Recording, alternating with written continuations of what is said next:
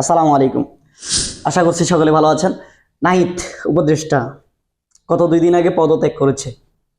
এই যে পদত্যাগের যে একটা ট্রেন্ডিং ব্যাপার, হ্যাঁ, এটা হলো উনি প্রথম শুরু করলো।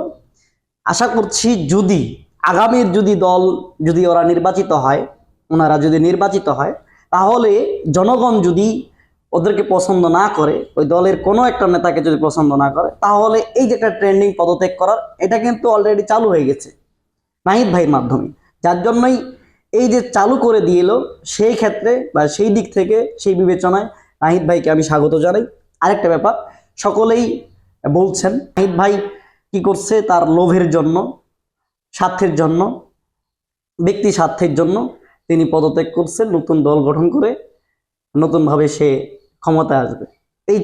এই ব্যাপারগুলি আপনারা সমালোচনা করছেন।